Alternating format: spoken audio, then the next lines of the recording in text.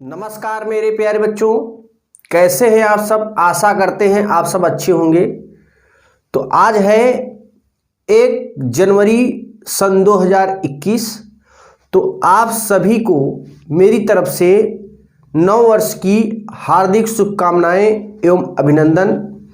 तो आज के इस वीडियो लेक्चर में हम लोग पढ़ने वाले हैं क्लास 10th फिजिक्स का चैप्टर नंबर 12। तो इस वीडियो लेक्चर में हम लोग पढ़ेंगे विद्युत विभव और प्रतिरोध के बारे में। तो अभी तक हमारे इस वीडियो को लाइक नहीं किए तो लाइक कर ले, और नए हैं तो चैनल को सब्सक्राइब करके बेल आइकन पर प्रेस करिए। तो अब हम लोग जानेंगे विद्युत विभव के बारे में। देखिए, विद्युत विभव इलेक्ट्रिक पोटेंशियल यदि एकांक परीक्षण आवेश को अनंत से किसी बिंदु तक ले आने में किए गए कार्य को उन दो बिंदुओं के बीच वैद्युत विभव कहते हैं। यानी अगर एकांक आवेश को या परीक्षण आवेश Q नॉट को हम अनंत से, अनंत माने होता है बहुत दूर से, बहुत दूर से जब हम अपने यहां पर ले आएंगे, यानी जहां पर आप होंगे, आपका जो मूल स्थान होगा, आप जहां पे सर्किट तैयार किए होंगे, अगर एकांक आवेश को या परीक्षण आवेश को अनंत से किसी बिंदु तक ले आने में किए गए कार्य को उन दो बिंदुओं के बीच का वैद्युत विभव कहते हैं। चित्र के माध्यम से अगर हम लोग समझे यहां पर, तो इसमें देखेंगे ये हमारा कोई पॉइंट है, ए है और ये है हमारा बी। इसके पहले वीडियो लेक्चर में हमने वैद्युत विभवांतर के बारे में बताया था, और यहाँ पे रखा था परीक्षण आवेश Q नॉट, और यहाँ पर भी सेम परीक्षण आवेश Q नॉट ही था।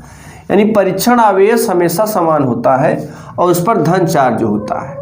बिंदु A पर विभव मैंने बताया था VA, दूसरी चीज बिंदु B पर जो विभव बताया था वो VB था। अब यहाँ पे B ना होके इस पॉइंट का नाम जो मैंने एकांक परीक्षण आवेश या एक कूलाम आवेश या एक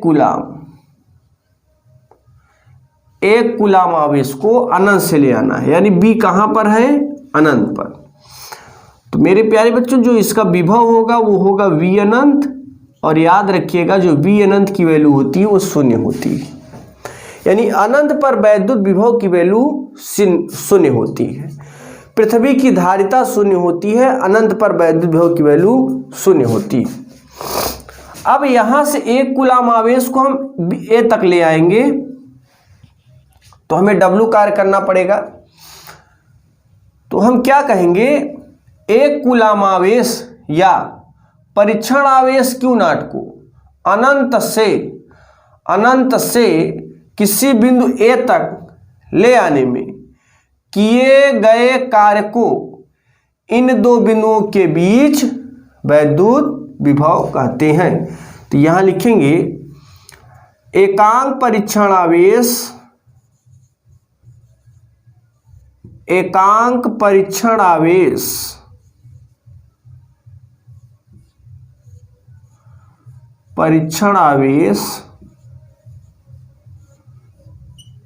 Q नॉट या एक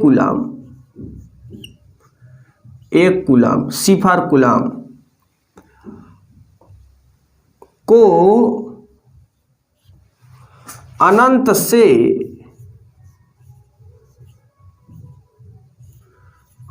से किसी बिंदु तक ले आने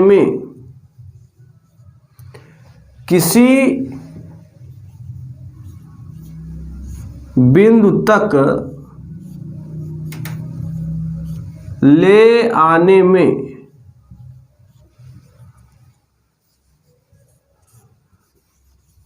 किए गए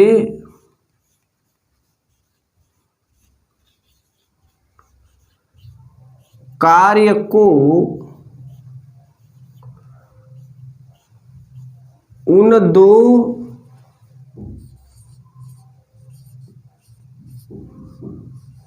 उन दो बिंदुओं के बीच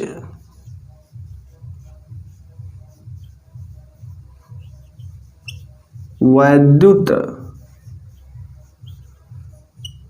विभव कहते हैं। उन दो बिंदुओं के बीच वैद्युत विभव कहते हैं। इसे V से प्रदर्शित करते हैं। यहां पर लिखेंगे मेरे प्यारे बच्चों, इसे V से प्रदर्शित करते हैं।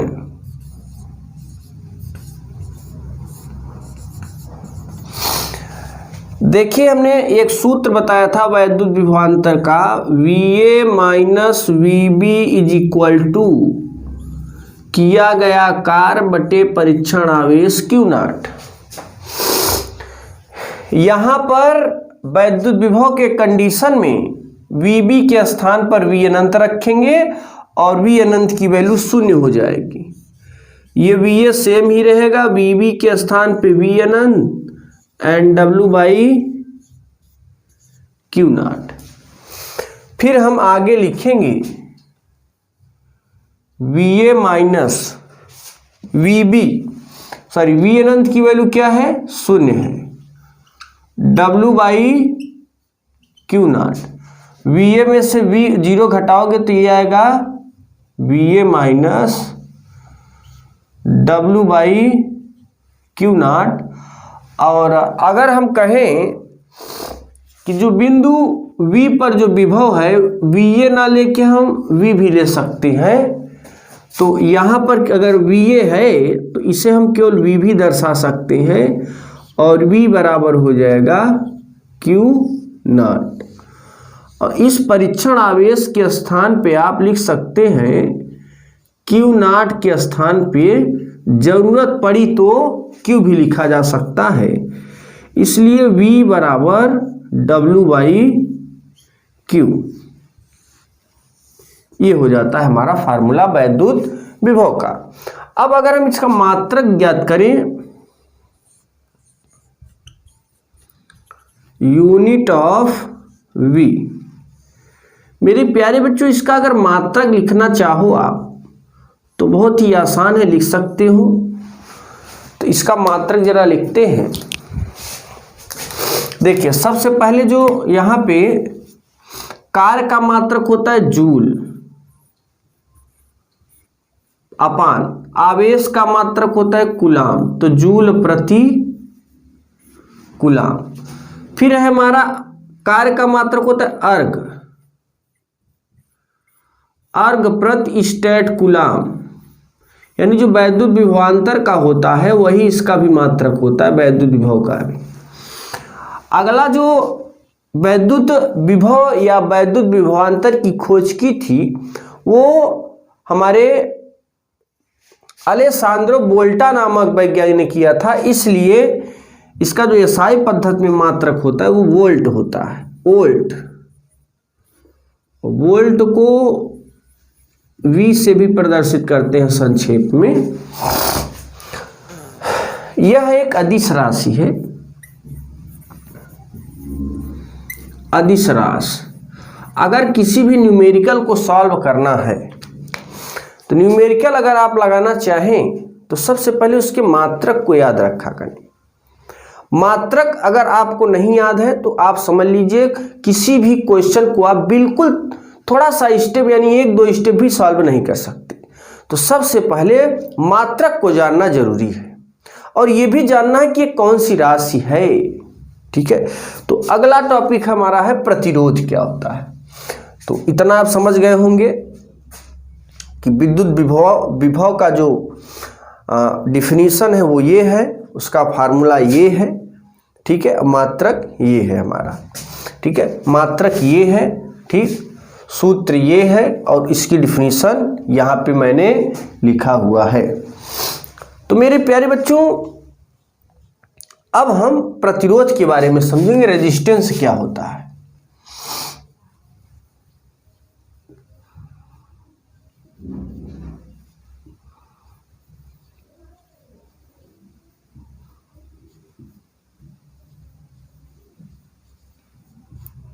रेजिस्टेंस। देखिए प्रतिरोध क्या है?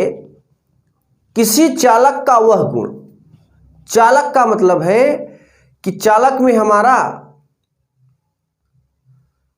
जो है लोहा, चांदी, तांबा, ये सारे चालक होते हैं, कंडक्टर होते हैं। इसमें विद्युत धारा का प्रवाह आसानी से हो जाता है, सुगमता पूर्वक हो जाता है। तो किसी चालक का वह गुण जो वैद्युत धारा के प्रवाह का विरोध करे उसे हम वैद्युत प्रतिरोध कहते हैं। फिर समझिएगा मेरे प्यारे बच्चों, किसी चालक का वह गुण जो वैद्युत धारा के प्रवाह का विरोध करता है उसे हम वैद्युत प्रतिरोध कहते हैं। जैसे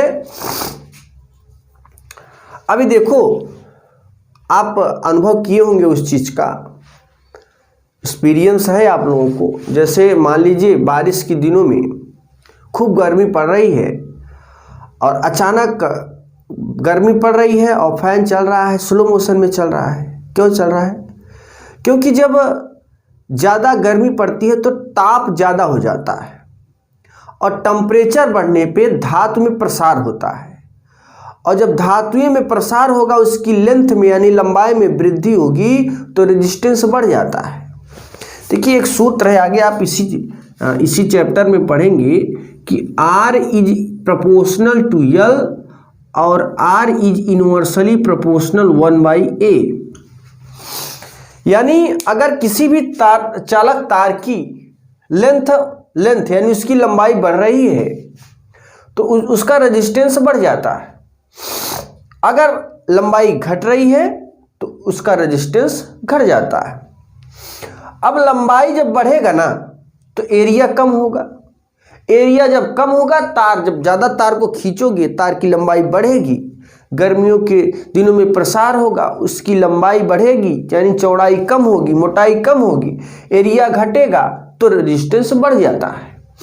और सर्दियों में क्या होता है? यही जस्ट उल्टा होता है। टेम्परेचर जब घटता है तो हर वस्तुएं क्या होती, सिकुड़ती हैं, कुछ न कुछ वो सिकुड़ती हैं। तो वहां पे क्या होता है, सिकुड़न के पश्चात ये लेंथ कम हो जाएगा तो रेजिस्टेंस भी कम हो जाएगा। दूसरी चीज, ये एरिया भी कम ज़्यादा हो जाता है और रेजिस्टेंस कम हो जाता है। तो एरिया जब ज़्यादा होगा तो रेजिस्टेंस कम हो जाएगा। या फिर टेम्परेचर के कारण भी ऐसा होता है, कभी कभार टेम्परेचर बढ़ा तो विद्युत धारा का जो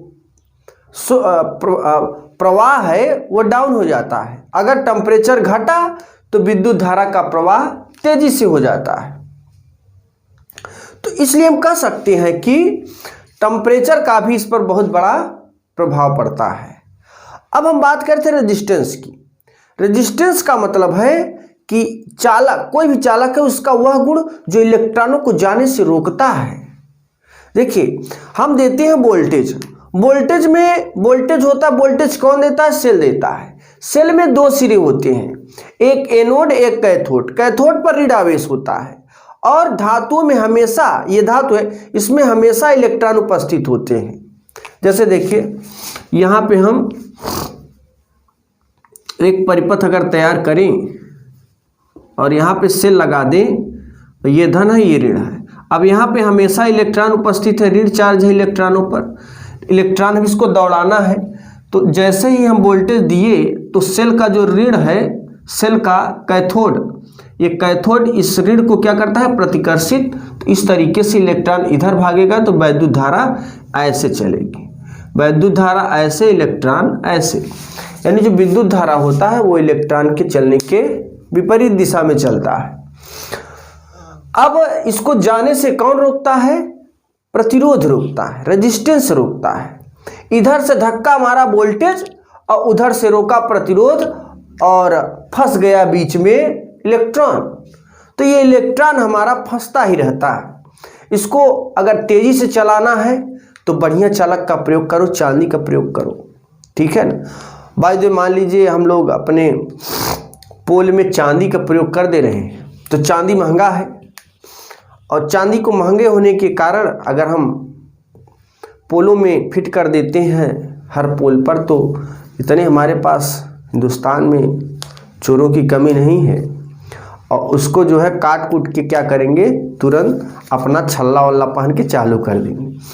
तो इसलिए जो है ज़्यादा महंगी धातुओं का प्रयोग नहीं करते हैं, बहुत ही कम महंगी धातुओं का प्रयोग करते हैं, एल्यूमिनियम का प्रयोग करते हैं, इसलिए इसका रेजिस्टेंस ज़्यादा होता है, जिससे विद्युत धारा का प्रवाह कम होता है। तो हम बात कर रहे थे प्रतिरोध की। तो किसी चालक का वह गुण जो वैद्युत धारा के प्रवाह का विरोध करता है उसे हम वैद्युत प्रतिरोध कहते हैं। तो मेरे प्यारे बच्चों, सबसे पहले यहाँ पे लिखेंगे किसी चालक का वह गुण, किसी चालक का वह गुण जो वैद्युत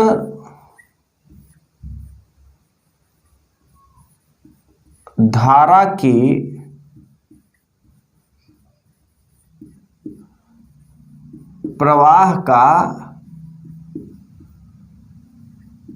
का विरोध करे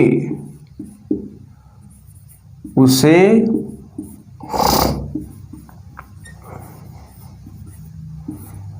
वैद्युत प्रतिरोध कहते हैं,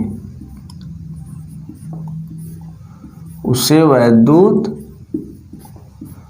प्रतिरोध कहते हैं। किसी चालक का वह गुण जो वैद्युत धारा के प्रवाह का विरोध करे उसे वैद्युत प्रतिरोध कहते हैं। इसे R से प्रदर्शित करते हैं, इसे कैपिटल R से प्रदर्शित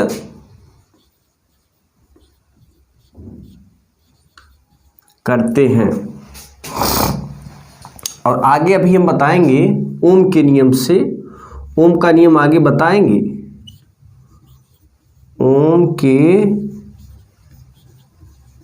नियम से V बराबर I इंटू R। यहाँ पर जो R है वो है हमारा रेजिस्टेंस, I है विद्युत धारा, V है विभवांतर। तो अगर इसे हम भाग में कर दें तो हो जाएगा V बाई I, ठीक है। अगर विद्युत धारा का मान बढ़ाना है तो प्रतिरोध का मान घटा दीजिए, और प्रतिरोध का मान, अगर विद्युत धारा का मान घटाना है तो प्रतिरोध का मान बढ़ा दीजिए। तो इस तरीके से ये हमारा रेजिस्टेंस हो गया। तो फटाफट इतने का स्क्रीनशॉट लीजिए। अब हम लोग जानेंगे ओम का नियम, ओम्स लॉ क्या होता है। जब किसी चालक की भौतिक अवस्थाएं जैसे चालक की लंबाई, चालक का पदार्थ एवं ताप, दाब, ये सारे चीजें स्थिर रहें, में बदले ना, तब क्या होता है, तब ये कंडीशन होता है कि चालक में बहने वाली विद्युत धारा या जो हमारा ये होता है ना, यहां पे लिखेंगे V is proportional to I, यानी जैसे ही हम वोल्टेज देते हैं चालक में विद्युत धारा प्रवाहित हो जाता है, और यहां पर एक कांस्टेंट मिलता है R, यानी ये प्रोपोर्शनल जब हटेगा तो एक कांस्टेंट मिलेगा R, और यही है हमारा रेजिस्टेंस यानी विद्युत प्रतिरोध। तो हम इसमें कहेंगे जब किसी चालक की भौतिक अवस्थाएं जैसे चालक की लंबाई, चालक का पदार्थ, दाब, ताप, आयतन, ये सारी चीजें स्थिर हों यानी बदले ना, तो यहां पर लिखेंगे जब किसी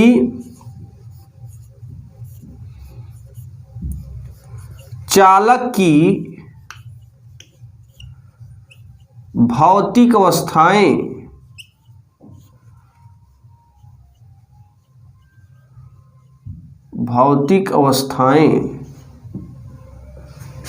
जैसे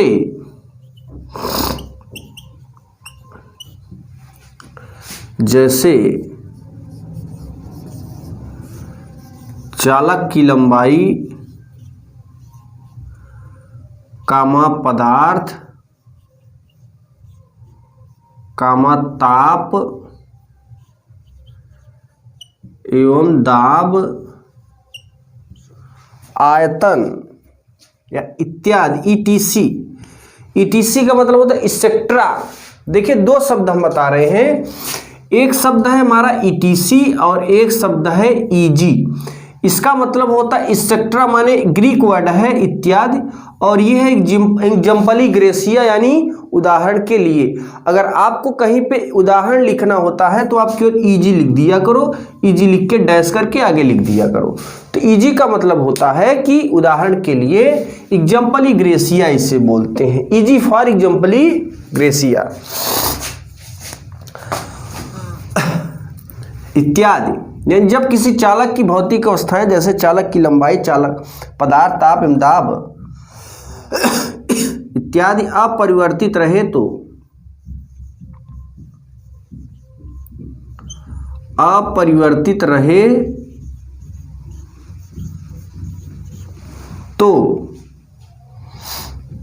तो चालक के सिरों पर लगा विभवांतर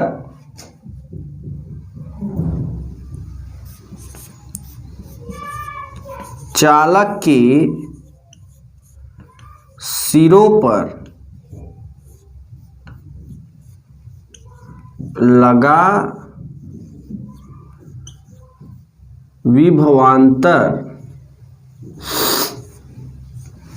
विभवांतर उसमें बहने वाली विद्युत धारा I के उसमें बहने वाली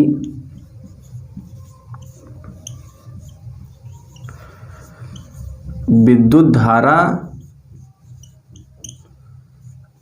I के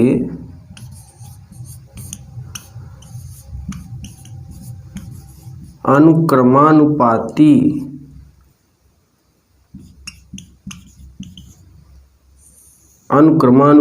होता है। जैसा कि मैंने ऊपर अभी लिखा है मेरे प्यारे बच्चे, यहाँ पे यानी चालक के सिरों पर लगा विभवांतर V I तथा उसमें बहने वाली विद्युत धारा I के अनुक्रमानुपाती।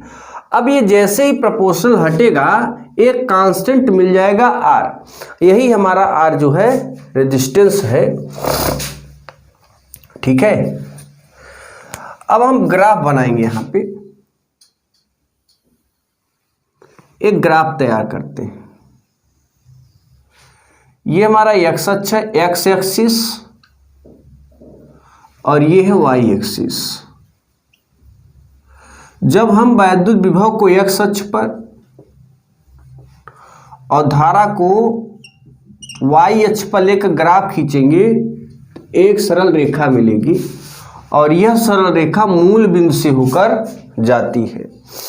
यानी इसमें हम अगर वैद्युत विभव को x अक्ष पर और धारा को y अक्ष पर लेकर ग्राफ खींचेंगे तो एक सरल रेखा मिलेगी जो कि मूल बिंदु से होकर जाती है। इससे स्पष्ट होता है कि एक सरल रेखा कैसे मिल गई, टेढ़ी मेढ़ी रेखा क्यों नहीं मिली, क्योंकि यहाँ पर देखिए हमने कई चीज़ों को स्थिर कर दिया। भौतिक अवस्थाएं, चालक की लंबाई, पदार्थ, ताप, दाब, सबको क्या कर दिया, स्थिर कर दिया। जब ये सारी चीज़ें स्थिर हो जाएंगी तो जो रूट होगा वो एकदम स्ट्रेट हो जाएगा।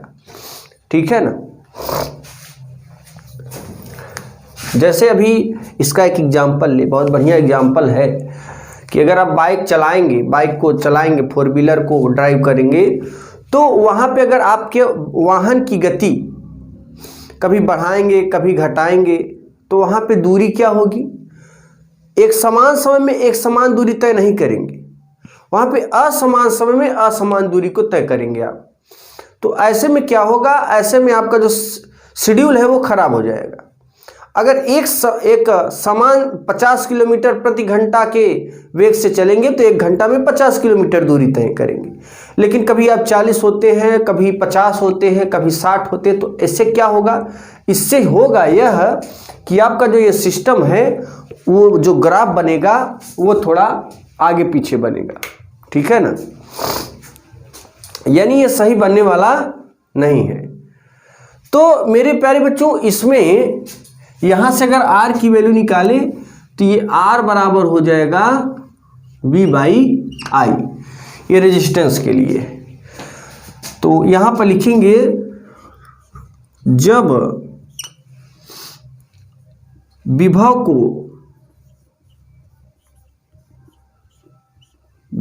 को x अक्ष पर एवं धारा को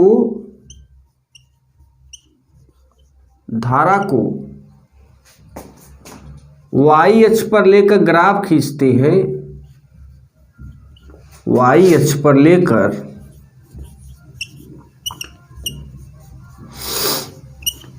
ग्राफ खींचते हैं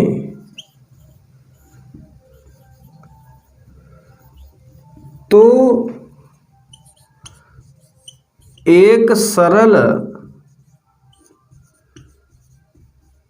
रेखा